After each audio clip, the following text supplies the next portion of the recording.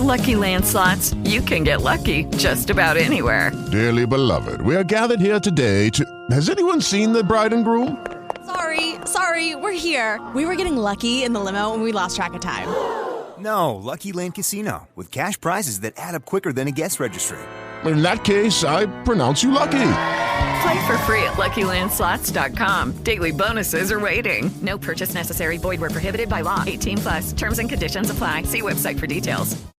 With the Lucky Land Slots, you can get lucky just about anywhere. This is your captain speaking. We've got clear runway and the weather's fine, but we're just going to circle up here a while and get lucky. No, nothing like that. It's just these cash prizes add up quick. So I suggest you sit back, keep your tray table upright, and start getting lucky. Play for free at LuckyLandSlots.com. Are you feeling lucky? No purchase necessary. Void where prohibited by law. 18+ terms and conditions apply. See website for details.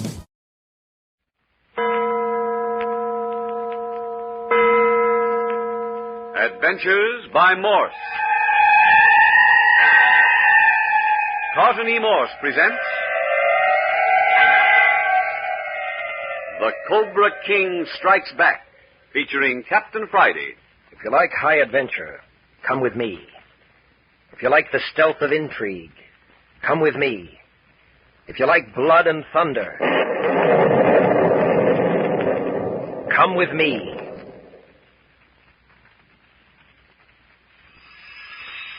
Two groups of people on strangely dissimilar projects have set out from San Francisco for French Indochina. By chance, they took passage on the same steamship. One party was headed by Dr. Howard Carter, archaeologist, scientist, explorer. Let him tell about his party. It is my object on this expedition to drive deep into Cambodia and the north-central part of French Indochina in search of a lost city, a sister city of the famous Angkor. In my party, I have Professor Lebrun, medical advisor, my assistant archaeologist, Perry Mills, and my daughter Celia, who is acting as my secretary and historian for the trip.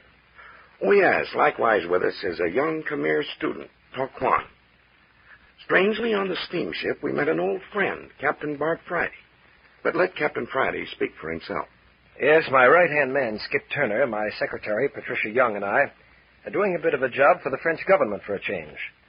We're transferring an international prisoner, a citizen of French Indochina, from Hawaii back to Saigon, French capital of Cochin China. By coincidence, the prisoner, Fen Lo, is of the same race as Tak Kwan, the student in Dr. Carter's party. Yes, Captain Friday was returning the prisoner, but one night at sea, Fen Lo escaped. In the search that followed, Celia's terrified voice was heard. The searching party found her safe, but with a strange, horrifying story. Last night, the steamship landed its passengers. Dr. Carter's party is staying at the Hotel des Douanes.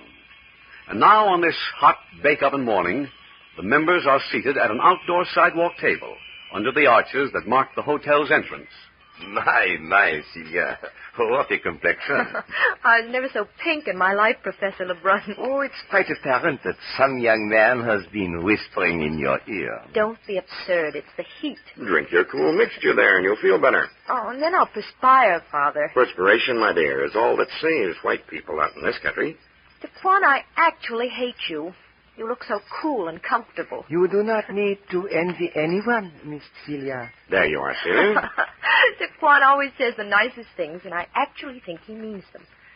Where's Perry, Father? Well, I sent him over to the Hotel du Commandant de la Marine, where Captain Friday and his party are staying. You bring them here? Yes, Taquan.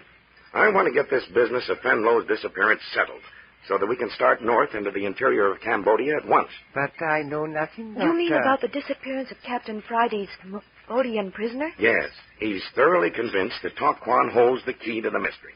If he so desires, he can hold up our expedition until the matter is solved. Oh, I doubt whether he'd do that. Well, I want the thing thrashed out. I want Tok Kwan to leave Saigon with a clean slate. Otherwise, we're liable to meet trouble everywhere. We'll have enough difficulties without that. Oh, listen. What's that, Tok Kwan? The high priests are passing through with their pony train. Pony train? Yes. Small Cochin China ponies on which they carry their supplies for the monasteries. Oh, but the bells. The bells are fastened to the ponies' necks. Oh, look, here they come. He will pass this way. Oh, Dad, look at the little shaggy ponies. They carry packs large enough for camels. Here they come.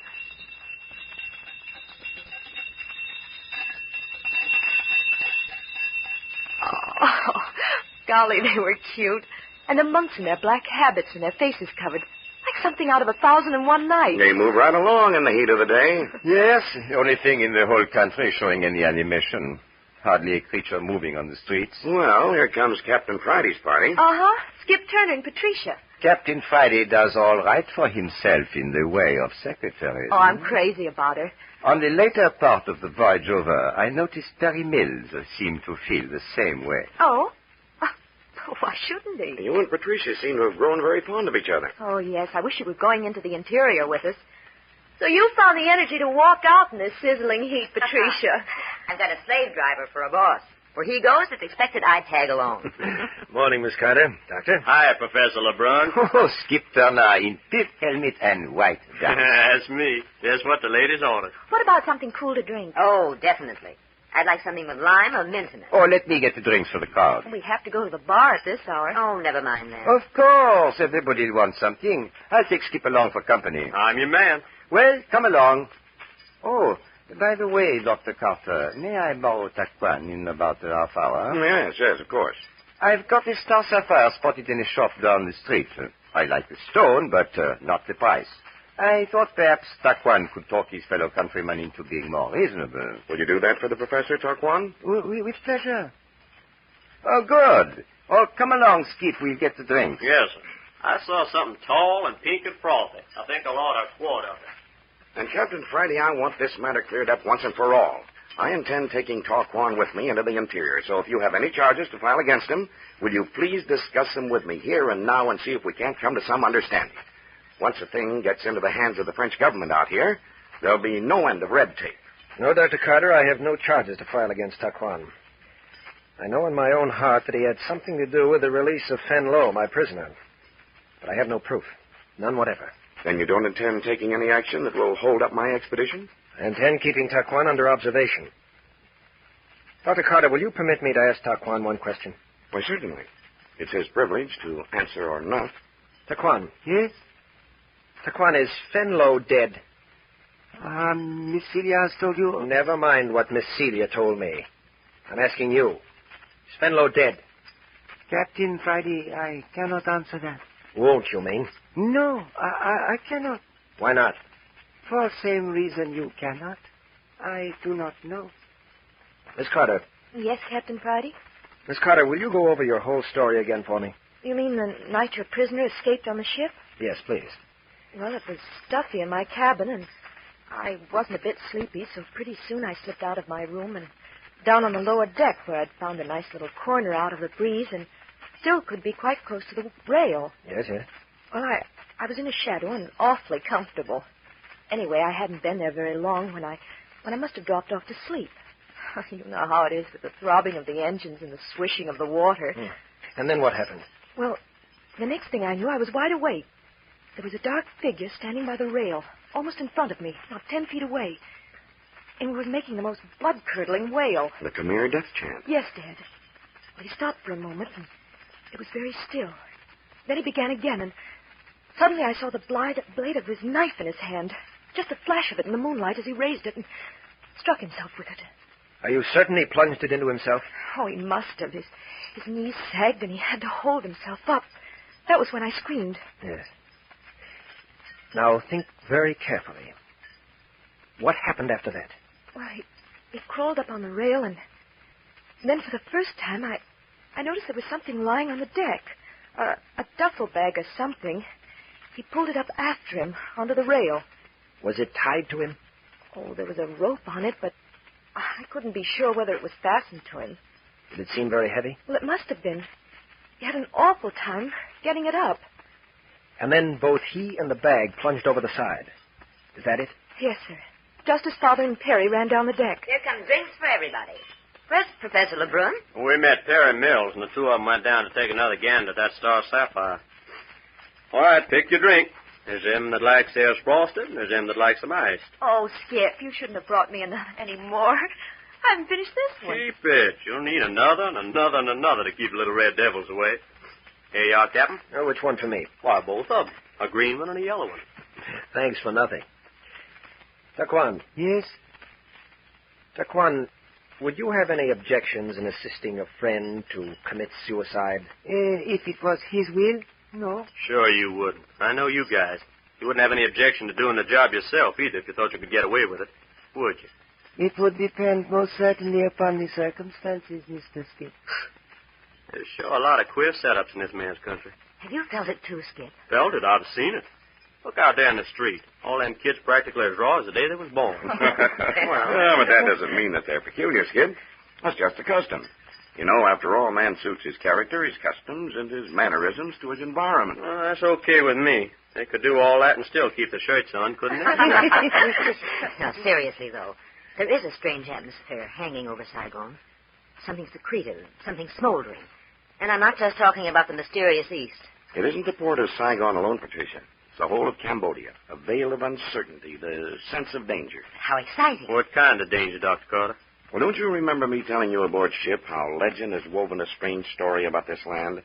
How it's supposed that hundreds of years ago some strange force visited French Indochina and drove all the inhabitants from the great cities, wiped the cultivated lands of northern Cambodia free of civilization, and then the jungles and luxuriant plant life crept swiftly in and engulfed everything that had been built by man. And you mean to say that strange, same force still hangs over this part of the world? When you say something, do you mean the supernatural, Father? It's hard for an Occidental to say, Celia. There are strange Easty forces at work here, beyond our grasp or understanding. Oh, mostly imagination, isn't it, Doctor? Wouldn't it be glorious to go to Dr. Carter's party? Couldn't we go? Hey, couldn't you arrange it, boss? We are going. What? Hey, are you kidding, Captain? We're going with Dr. Carter. If doubling the size of his party won't be too much inconvenience. But Captain Friday, why on earth do you want to go into the interior of Cambodia? Yeah, what's the idea, Chief? If I want to scramble through the brush, I'd rather go back to San Francisco and climb Mount Tamalpais. It's safer.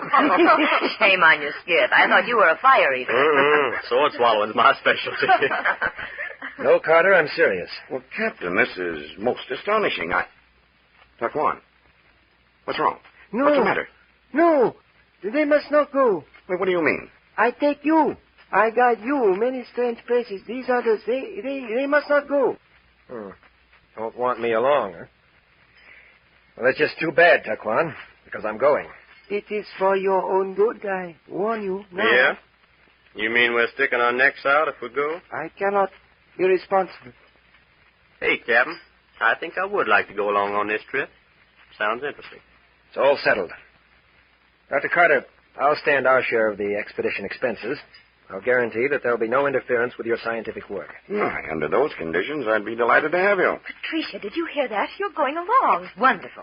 Captain Friday, I'm your secretary for life. Taquan, where are you going? I am to meet Professor Lebrun and Mr. Perry. But why right at this moment? Oh, they have gone to jewelry shop. If it is better, I should be present. You please excuse my departure? Is it all right, Captain Friday? Yes, let him go. Very well.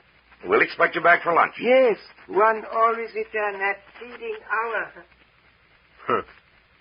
You notice the way that bird looks at you? I think he has interesting eyes. Yeah, the eyes of a fanatic. Taquan would as soon slit your throat as look at you.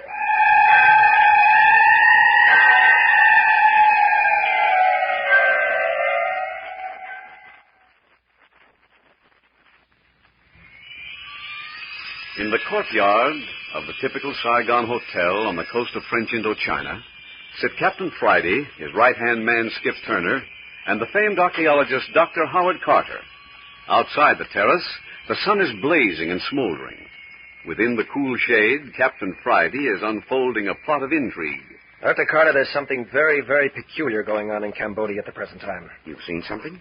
Well, to begin with, the French authorities almost went down on their knees to me this morning, begging me to accompany your party.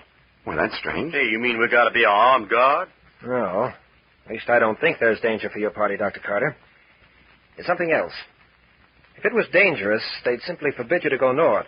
Taquan seemed frightened at the idea of you joining our party, Captain. Yes, I think I know why. I don't believe Fenlo committed suicide on the ship. I think he's reached Cochin China and is hiding out. awaiting an opportunity to connect with Taquan again. Why do you think that, Captain? Well, if Fenlo is alive and a friend of Taquan, it would explain why Taquan wouldn't want me on the trip. Oh, sure. He knows we'd nab him and turn him into the French government. Oh, here come the gals. Oh, this is much more fun. And besides that, we'll have to get some clothes suitable for the trip. Hey, don't you ever talk about nothing but clothes. Oh, I've already got mine, Patricia. Dad gave me a whole list of things before we left San Francisco. Would you go sit down? No, thank you, Dr. Carter. I'm going to look over Celia's outfits for the trip. We'll need a lot of things to go into the interior. You hear that, Captain? Yes, I was afraid of that. Father, I'm going to stay with Patricia at her hotel tonight. There's so many details to discuss. Do you mind? Not at all, my dear. I hope the budget will provide proper traveling equipment, boss. I think we'll manage. I see where this trip's going to cost you money, Captain. Bye. We'll see you later. Bye, folks. This is Patricia's first big adventure. Well, here now, Dr. Carter. You and Skip draw your chairs up. I want to talk to you. Mm-hmm. Just as I thought. Just as you thought about what? I knew you had something up your sleeve all along. Well, I have. You'd better keep it up yours, too. Dr. Carter, how important is the seven-headed cobra in the lives of the people of Cambodia? Why, it's the most sacred emblem in existence. It represents a supreme being himself to these people. Did you ever hear of the emerald seven-headed cobra coiled on a base of pure gold? The sacred cobra of Top Prom. What if it were stolen from the country? Stolen? Why, what are you talking about, man? The Top Prom cobra has been lost for centuries. Its existence is entirely legendary. But supposing its existence were known to be fact, that its whereabouts were surmised, what would that mean? Is that the truth? Are you talking facts? Now, wait a moment. Answer my question. The recovery of the Top Prom cobra would mark a new era in the history of Cambodia. It would mean that everyone with a drop of Khmer blood in his veins would migrate back to the north. It would mean the rebuilding of the Khmer Empire. And why would it mean that? Yeah, how come it's so doggone important? The people have been waiting for this sign ever since the downfall of the empire. The seven-headed emerald cobra vanished just before the kingdom fell. At that time, one of the great priests prophesied the end of the empire and added that the Khmer people would be as scattered sands over the earth until the cobra reappeared. So the return of the Cobra King would be the fulfillment of an ancient prophecy. Well, come, what is it all about? Answer me, Captain. I tell you, if there's any truth in your words, we are about to witness one of the strangest transformations in the country that has ever taken place. Is it true? The French authorities are fearfully wrought up. I'm afraid it's true. Afraid? Afraid? Why, man, I'd give my life to see this thing happen. Why, there would sweep up this great valley one seething throng of humanity. It would be one mammoth crusade with men, women, and children turned into a maddening mass of religious frenzy. That's just exactly what the French officials fear. Why, these people would go into this wilderness and turn it into an habitable place overnight. Undoubtedly they'd try. But think of the hundreds and thousands of these people, stirred by religious fervor, who would die miserably in that wilderness. Oh, there'll be no holding them once the news of the Cobra spread about. Yeah, the French officials know that, too. Now, tell me, Doctor, what would happen if the Cobra was stolen? There would be such an uprising as this world has never witnessed before. It'd make the Boxer Rebellion seem insignificant. Every foreigner in Cochin China would be cut down without mercy. Hey, is this diamond snake, or whatever you call it, worth anything? I mean in good round American dollars. I know an institution in London that would pay $5 million for it. Hey, Captain, did you say you know where this gold snake is? I did not, but Taquan knows. What? Taquan knows if anybody does. Good gosh, and here we've let him slip out of our hands. Well, how do you figure that, Skip? He just walked down the street to a jewelry stop to meet Professor LeBrun in Perry Mill. Yeah, but ain't he liable to make a duck for the high timber? I have implicit faith in Taquan. He won't run. He's known about it for a number of years. He was just waiting for the right time to reveal his secret. But why is the present the time to strike? Both he and Fenlo are prepared. They're well-educated. They're capable leaders. They've been groomed for this role of prophets with tremendous care by the old men, the Khmer high priest. Hey, you're just full of information. Where'd you dig it up? From the French intelligence service here in Saigon. They've been watching the natives for years. Still, I don't understand, Captain. Why do they want you to go into the North Country? Why don't they send one of their own spies who knows the country and the people? Every available man they have is known to the Khmer's priest. Hey, careful, Captain. There's a pop-eyed Hindu rug peddler standing behind you. Be on your way. Look at him skitter. Skip, I think your Hindu was a Cambodian. Yeah, well, I'll bet he carries a knife a foot long under those rugs, whatever he is. Go on with your story, Captain. Well, as I say, Taquan's coming and the mysterious disappearance of Fenlo have thrown the authorities into a panic. Came too unexpectedly. They're not prepared. And so they want to make you the goat. I jumped at the opportunity. Yeah, but what are we going to do after we get up there? Huh? Keep our eyes open. Keep our ears open. See what we can see. Hear what we can hear. Is that all, Captain Friday? Those were my instructions from the French authorities. Captain Friday, I think I know what you have in mind. If I'm correct in my surmise, I beg you, don't do it. I beg you to remain in Saigon. Be careful, Doctor. That little Annamite woman has passed by our table 3 times in the last 10 minutes. Hey, you mean that cute little trick with the black umbrella? Oh, careful, Skip, careful. Hello, here comes Professor Lebrun. Did you get your precious gem, Professor? Yes, we did very well. Oh, Dr. Carter, will you go down to the Ling place, 2 doors the other side of the Continental Hotel terraces? You know the place. Yes, but what's the matter? Where's Taquan? Why didn't he return with you? Taquan is waiting for Dr. Carter. Waiting for me? Then I'd better hurry. Excuse me, gentlemen. I'll take no longer than necessary. Well, what do you know about that? Hey, Captain, what kind of a shenanigan is this? My word, Skip, what is suspicious nature? Yeah, well, I seen you pull some smart ones before. Are you sure you ain't along on this expedition as something besides medical advisor for Dr. Carter? Oh, come, Skip. We are all one big family now. Yeah? Professor Lebrun, just how much of Taquan's history do you know? Only what he has chosen to tell me. Very lucid explanation. Thanks. But not in the least satisfactory. Oh, see here, Captain. Really, now that is most embarrassing. Listen, Professor. There must be something up, or why all this evasiveness? My dear Captain Friday, has it ever occurred to you that personal information given in confidence is information not to be ballyhooed about the town? Good. That answers my question. Most gratifying, I'm sure. Aha. Here comes Taquan himself. But he's alone. Where's Dr. Carter? Hey, things are beginning to move. Taquan, where's the doctor? I have here a message for Professor Lebrun and for Captain Friday. Message? Message from whom? You will read it, sir. Yes, of course.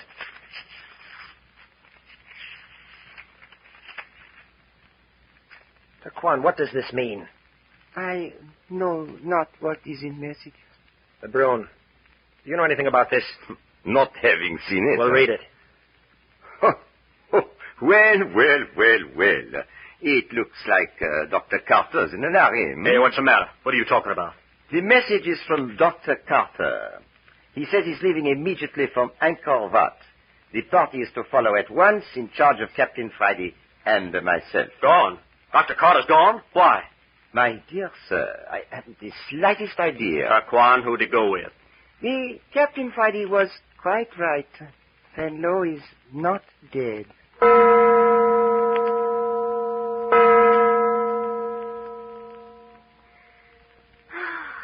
Oh, dear. Are you awake, Patricia? Isn't it the limit? I'm so excited I can't even close my eyes. You sleepy? Not very. It's a shame. Me rolling and tossing and sighing after bringing you over to my hotel. Bed's nice, though, isn't it? I didn't suppose they had beds like this out in this part of the world. Wasn't it the most curious thing, the way your father just up and left us? I hope Dad's all right. It'd be terrible to have anything happen to him. That Taquan gives me a creepy feeling. I hope Captain Friday and the Professor get on together. They're to be joint leaders of the party until we get to Angkor Wat. Just think of it. Angkor. A place you read about in books. I never dreamed of actually seeing it. Cambodia. The realm of the Cobra King. And tomorrow we leave Saigon. Tomorrow. I'm certainly glad we did our shopping this afternoon. Uh-huh. Must be beautiful to the north. Your father was telling us. Red and purple flowers, poinsettias, rhododendrons, orange and yellow lilies, cane and coconut and bananas and bamboo, and rice and cactus and creepers. Can you imagine a country like that, Celia? Oh, going to sleep. Huh? What'd you say, Patricia? Go on to sleep, Celia. I was just daydreaming. Oh, I'm sorry. Listen. Huh? I left the window open. Did you hear anything? What are you talking about? Didn't you hear a noise at the window? Of course not. You're all nerves tonight, Patricia. It isn't nerves. I heard something. Well, what did it sound like? I don't know. Listen.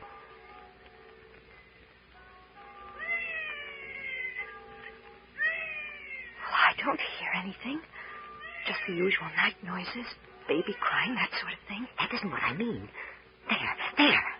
What was it like?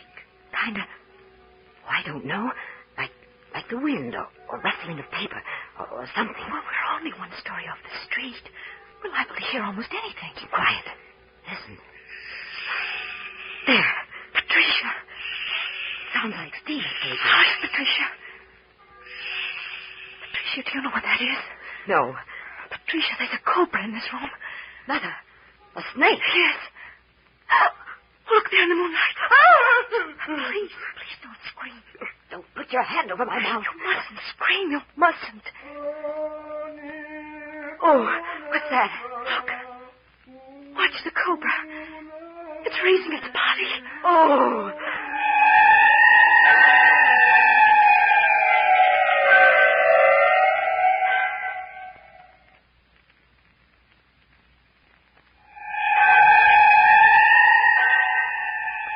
The terror of Cambodia has descended upon the Carter expedition.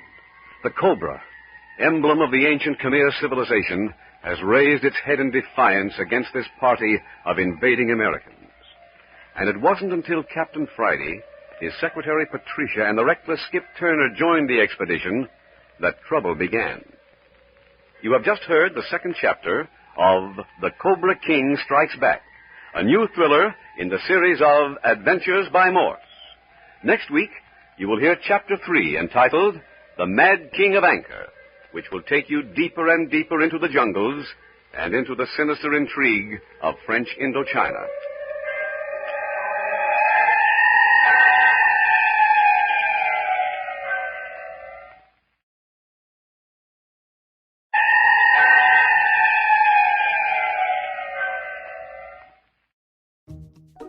Wells Fargo presents one of the surest ways to grow your money. A Wells Fargo CD account, where you can earn a 5.00% annual percentage yield on an 11-month term with a minimum opening deposit of $5,000. Visit a Wells Fargo branch or wellsfargo.com/CD rates to open a CD account and start growing your savings with us. Wells Fargo Bank, N.A., member FDIC. Hello, saver. Whether you're saving for that trip to the tropics or saving for an emergency, now is the time to take advantage of Wells Fargo's savings options. Wells Fargo offers savings accounts that can help you save towards your goals.